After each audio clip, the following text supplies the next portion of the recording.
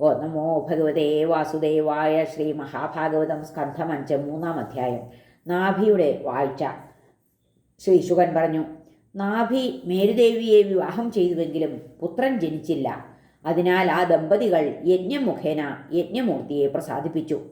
നാഭി വളരെ ശ്രദ്ധയോടെ എല്ലാത്തരം പരിശുദ്ധികളും പാലിച്ചുകൊണ്ടാണ് യജിച്ചത്. യജ്ഞത്തിലെ പ്രവർഗ്യം എന്ന കർമ്മം നടന്നുകൊണ്ടിരിക്കെ ഭഗവാൻ പ്രത്യക്ഷനാവുക തന്നെ. ശരിക്കും പറഞ്ഞാൽ യജ്ഞദ്രവ്യങ്ങൾ, കലശപാത്രങ്ങൾ, മന്ത്രങ്ങൾ, ഋത്വിക്കുകൾ, അവർക്ക് നൽകുന്ന ദക്ഷിണ, യജ്ഞാനുഷ്ഠാന രീതിയിലുള്ള നിഷ്കർഷ എന്നിങ്ങനെയുള്ള എല്ലാ വശങ്ങളിലും ശ്രദ്ധിച്ചാലും പ്രത്യക്ഷ രൂപത്തിൽ ഭഗവാനെ കാണാൻ ഇടവരുക അപൂർവമാണ്. എന്നാൽ ഇവിടെ അദ്ദേഹം പ്രത്യക്ഷനായി. ആരാലും ഒരിക്കലും ജയിക്കാൻ കഴിയാത്ത, എല്ലാവരുടെയും മനസ്സിനും കണ്ണിനും പ്രിയം വളർത്തുന്ന അവയവങ്ങൾ കൊണ്ട് പരമസുന്ദരമായിരുന്നു ആ സ്വരൂപം. തന്തിരുവടിക്ക് ഭക്തങ്കലുള്ള വാത്സല്യം കൊണ്ട് തന്നെയാണ് ശോഭന അവയവങ്ങളോടുകൂടി ഭക്താഭീഷ്ടം നൽകുവാനായി അദ്ദേഹം പ്രത്യക്ഷീഭവിച്ചത്. ഹരേ. ശംഖ, ചക്രം, ഗദാപത്മം എന്നിവ ധരിച്ച 4 തൃക്കൈകൾ, പീതാംബരം, മാറിടത്തിലെ ശ്രീവത്സം എന്ന അടയാളം, പ്രകാശമയമായ കിരീടം, കുണ്ടലങ്ങൾ, വളകൾ, അരഞ്ഞാൺ, മുത്തുമാലകൾ, തോൾവളകൾ, ചിലമ്പുകൾ എന്നിവ ധരിച്ച ആ രൂപത്തെ യജമാനൻ അർഘ്യം മുതലായവയോടുകൂടെ ചെന്ന് പൂജിച്ചു. ഋത്വിക്കുകൾ ഏവരും പൂജിച്ചു, സദസ്യരും പൂജിച്ചു. നിർധനൻ നിധിയെ എന്ന പോലെയാണ് എല്ലാവരും തന്തിരുവടിയെ ഭജിച്ചത്. ഋത്വിക്കുകൾ പറഞ്ഞു, പരമപൂജ്യനായ ഭഗവാനെ, അവിടുന്ന് പരിപൂർണത തന്നെ. എങ്കിൽ കൂടി അങ്ങയാൽ ഭരിക്കപ്പെടുന്നവരായ ഞങ്ങളുടെ പൂജയെ സദയം സ്വീകരിക്കണം, എന്നുമെന്നും സ്വീകരിക്കണം. നമസ്കാരം, നമസ്കാരം. ഇത്രമാത്രമാണ് സജ്ജനങ്ങൾ ഞങ്ങളെ പഠിപ്പിച്ചിട്ടുള്ളത്. പ്രകൃതി ഗുണങ്ങളുടെ ഫലമായ ഈ പ്രപഞ്ചത്തിൽ പറ്റിപ്പിടിച്ചു കിടക്കുന്ന മനസ്സാണ് ഞങ്ങളുടേത്. അക്കാരണത്താൽ തന്നെ ഞങ്ങൾ ഐശ്വര്യത്തിൻ്റെ പുറത്താണ് നിൽക്കുന്നത്. ഇങ്ങനെയുള്ളവർക്ക് എങ്ങനെ ഐശ്വര്യ സർവസ്വമായ അങ്ങയെ, പ്രകൃതി ഗുണങ്ങൾക്കെല്ലാം അപ്പുറത്തുള്ള അങ്ങയെ, സർവശക്തനായ അങ്ങയെ, അങ്ങയുടെ ഈ ഭദ്രസ്വരൂപത്തെ പ്രപഞ്ചാന്തർഗതമായ നാമം, രൂപം എന്നിവ കൊണ്ട്, അതെ ആകർഷണം കൊണ്ട് വ്യവച്ഛേദിക്കാൻ കഴിയും? എങ്കിൽ കൂടി സകല ജീവജാലങ്ങളുടെയും സകല പാപങ്ങളെയും അങ്ങ് നശിപ്പിക്കുന്നു. പരമംഗളം വർഷിക്കുന്ന അങ്ങയുടെ ശ്രേഷ്ഠ ഗുണങ്ങളെ ചൂണ്ടി എന്തെങ്കിലുമൊക്കെ പറയാനേ ഞങ്ങൾക്ക് കഴിയുള്ളൂ. അപൂർണതയ്ക്ക് പൂർണ്ണതയെ അളക്കാൻ കഴിയുന്നത് എങ്ങനെ? എന്തായാലും സ്വഭൃത്യന്മാർ ഭക്തിപൂർവം സമർപ്പിക്കുന്ന ഗദ്ഗതത്തോടുകൂടിയ സ്തുതികൾ, ജലം, ശുദ്ധങ്ങളായ തളിരുകൾ, തുളസി, കറുക എന്നിവ അങ്ങയെ സന്തുഷ്ടനാക്കുന്നു. വാക്കിനും മനസ്സിനും അതീതനായിട്ടും അവിടുന്ന് ഭക്തപൂജയ്ക്ക് വിധേയനായിരിക്കുന്നു. ഭക്തിയില്ലെങ്കിൽ അനേകം ചടങ്ങുകളുള്ള ഈ ക്രിയാകലാപം കൊണ്ടൊന്നും അങ്ങയെ സന്തോഷിപ്പിക്കാനാവില്ലെന്ന് ശരിക്കും ഞങ്ങൾ അറിയുന്നു.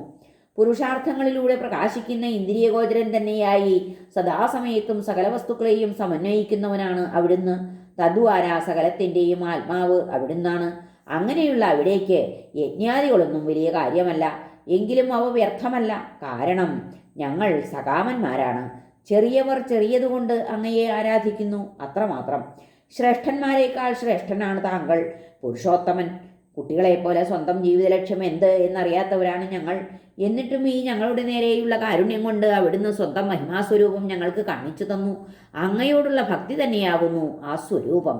ഈ അഭീഷ്ടത്തെ ഞങ്ങൾക്ക് നൽകുവാനാണല്ലോ അവിടുന്ന് ഇപ്പോൾ ഇവിടെ എത്തിയത്. പരിപൂർണൻ ഒരു സാധാരണക്കാരനായി ഇവിടെ എത്തിയിരിക്കുന്നു. യഥാവിധി പൂജിക്കാനൊന്നും ഞങ്ങൾക്ക് കഴിഞ്ഞിട്ടില്ലെങ്കിലും രാജാക്കന്മാർക്കിടയിലെ ശ്രേഷ്ഠനായ നാഭിയുടെ യജ്ഞത്തിൽ പരമശ്രേഷ്ഠനായ സർവ്വവരവും തരാൻ കഴിവുള്ളവനായ നിന്തിരുവടി ഭക്തന്മാരുടെ കണ്ണുകൾക്ക് കാണത്തക്ക വിധം പ്രകാശിച്ചു എന്നുള്ള ഒരു കാരണത്താൽ തന്നെ ഞങ്ങളേവരും കൃതാർത്ഥരായിരിക്കുന്നു. വൈരാഗ്യം ജ്ഞാനത്തിൻ്റെ മൂർച്ച കൂടുതലാക്കുന്നു. അത്തരം ജ്ഞാനാഗ്നി സകല മാലിന്യങ്ങളെയും ദൂരീകരിക്കുന്നു. ഇങ്ങനെ മനുഷ്യർ ഭഗവത് സ്വഭാവമുള്ളവരായിത്തീരുന്നു. അവരെ ആത്മാരാമന്മാർ എന്നു പറയാം. അവരാണ് യഥാർത്ഥ മുനിമാർ. അവർ നിരന്തരം ആരുടെ ഗുണഗണങ്ങളെ വർണ്ണിക്കുന്നു? ഭഗവാന്റെ. എങ്കിൽ ഭഗവൻ അങ്ങയുടെ ലീലാവിലാസം പരമമംഗല്യത്തിൻ്റെ ആശ്രയസ്ഥാനമത്രേ. എന്നാൽ ആ മുനിമാർക്കും അങ്ങയെ നേരിട്ട് കാണുക എന്നത് സുലഭമല്ല. അതുകൊണ്ടുകൂടിയാവണമല്ലോ അവർ അങ്ങയെ വീണ്ടും വീണ്ടും വർണ്ണിക്കുന്നത്. കാലിടറി വീഴുക, വിശപ്പുകൊണ്ടും മറ്റും വീഴുക, കോട്ടുവാവിടുക, ദുഃഖപൂർണമായ ഇരിപ്പ്, പനി, മരണം, ഞങ്ങളെ വിവശരാക്കുന്ന സന്ദർഭങ്ങൾ ഒന്നും രണ്ടുമല്ല. ഈ മാതിരി ഓരോരോ ഘട്ടങ്ങളിലും ഞങ്ങളുടെ വാക്കുകളിൽ അങ്ങയുടെ തിരുനാമങ്ങൾ തുള്ളിക്കളിക്കട്ടെ. അതുവഴി അങ്ങയുടെ സ്മരണ ഞങ്ങളിൽ നിറഞ്ഞു വഴിയും അതുവഴി അങ്ങയുടെ ഗുണങ്ങൾ ഞങ്ങളിൽ പ്രകാശിക്കും. ആ ഗുണങ്ങൾ ഞങ്ങളെ സകല പാപങ്ങളിൽ നിന്നും മോചിപ്പിക്കും. എന്നല്ല, ഒരു കാര്യം കൂടി പറയാൻ ആഗ്രഹമുണ്ട്. പുത്രകാമനായ ഈ രാജർഷി സന്തതി തന്നെ പുരുഷാർത്ഥം എന്നാണ് വിചാരിക്കുന്നത്. സർവ്വ ആശിസ്സുകളും സ്വർഗവും മാത്രമല്ല, മുക്തി പോലും തരുവാൻ കഴിവുള്ള അങ്ങയോട് പുത്രനെ തരണം എന്നപേക്ഷിക്കുന്നത് ദരിദ്രൻ കുബേരൻ്റെ അടുത്ത് ചെന്ന് ഒരു പിടി പതിര് വേണം എന്ന് പറയുന്നത് പോലെയാണ്. പക്ഷേ ഒന്നുണ്ട്, അങ്ങയെപ്പോലെ ഒരു പുത്രൻ വേണം എന്നാണ് അദ്ദേഹത്തിൻ്റെ ആഗ്രഹം. വാസ്തവത്തിൽ ബ്രഹ്മാദിദേവന്മാർക്ക് പോലും ജയിക്കാനാവാത്തതാണ് അങ്ങയുടെ പ്രാഭവം. അങ്ങനെയുള്ള അങ്ങയുടെ നിർമ്മിതിയാണ് ആ അങ്ങനെയുള്ള അമ്മയുടെ ഹരേ ഗുരുവായൂരപ്പ അങ്ങനെയുള്ള അങ്ങയുടെ നിർമ്മതിയാണ് ആ മായയ്ക്ക് ഈ രാജാവും വശമതനായി എന്നേ ധരിക്കേണ്ടതുള്ളൂ. ഈ ലോകത്തിൽ ഇങ്ങനെയല്ലാതെ ആരുമില്ല താനും. ഈ മായ വന്ന വഴിയേത് എന്ന് ചോദിച്ചാൽ അത് ചൂണ്ടിക്കാണിക്കാൻ കഴിയുന്ന ആരും ഭൂമിയിലില്ല. എന്നാൽ ആ മായയെ സൃഷ്ടിച്ചത് അങ്ങാണ് അറിയുന്നവർക്കറിയാം. അതുകൊണ്ട് തന്നെയാണ് ആ മായ സകലരുടെയും വിചാരശക്തിയെ മന്ദീഭവിപ്പിക്കാൻ പ്രാപ്തമാവുന്നത്. വിഷയങ്ങളാകുന്ന വിഷത്താൽ മോഹിതമാവാത്ത ഒരു ചിത്തവും ഇല്ല. എന്തുകൊണ്ടെന്നാൽ അത് പ്രകൃതി ഗുണമാണ്. മഹാത്മാക്കളെ സേവിക്കാതെ യോഗമായയെ ജയിക്കാൻ സാധാരണ മനുഷ്യന് സാധ്യമല്ല. അനന്തലീലാവിലാസിയായ സർവേശ്വര, ഒരു നിസ്സാര കാര്യത്തിനായിട്ടാണ് അങ്ങയെ ഇവിടേക്ക് ആഹ്വാനം ചെയ്തത് എന്ന് ഞങ്ങൾ അറിയുന്നു. സന്തതി തന്നെ പുരുഷാർത്ഥം എന്ന് കരുതുന്ന മന്ദബുദ്ധികളാണ് ഞങ്ങൾ. അജ്ഞരായ ഞങ്ങളുടെ അപരാധത്തെ അങ്ങ് സദയം പൊറുക്കണം. എല്ലാ ജീവരാശികളെയും സമഭാവത്തിൽ കാണുന്നവനാണല്ലോ അങ്ങ്. ശ്രീശുകൻ പറഞ്ഞു. ഇപ്രകാരം ഗദ്യാത്മസ്തോത്രം കൊണ്ട് സ്തുതിക്കപ്പെട്ടപ്പോൾ ഭഗവാൻ ദേവാധിദേവൻ നാഭിയാൽ തിരഞ്ഞെടുക്കപ്പെട്ട ഋത്തിക്കുകളാൽ പാദപൂജ ചെയ്യപ്പെടുകയും ഉണ്ടായി. ആ സന്ദർഭത്തിൽ അവിടുന്ന് പറഞ്ഞു, ഭഗവാൻ അരുളി ചെയ്തു, ഋഷീശ്വരന്മാരെ, അത്യാശ്ചര്യം തന്നെ.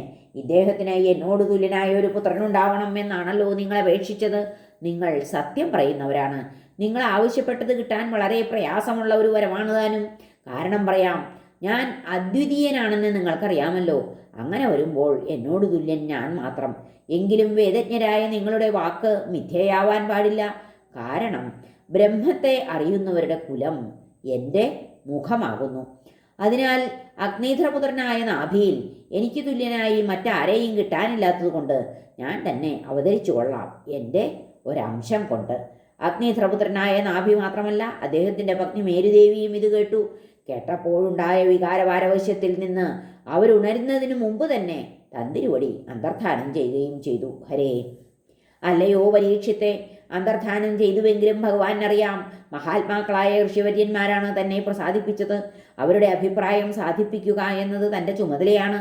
ജന്മജന്മാന്തരങ്ങളിൽ യമ നിയമാദികൾ അനുഷ്ഠിച്ച് ഇന്ദ്രിയങ്ങളെ ജയിച്ചവരും ദേഹാഭിമാനം വെടിഞ്ഞവരുമായ നിത്യബ്രഹ്മചാരികളാണ് അവർ.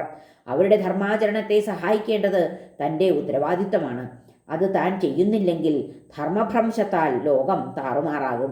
ഇതൊക്കെ മനസ്സിലാക്കിയ ഭഗവാൻ ആ മുഹൂർത്തത്തിൽ തന്നെ നാഭിയുടെ ധർമ്മപത്നിയായ മേരുദേവിയുടെ ഗർഭത്തിൽ ശുദ്ധ സത്വഗുണാവലംബിയായി പ്രവേശിക്കുകയും ചെയ്തു.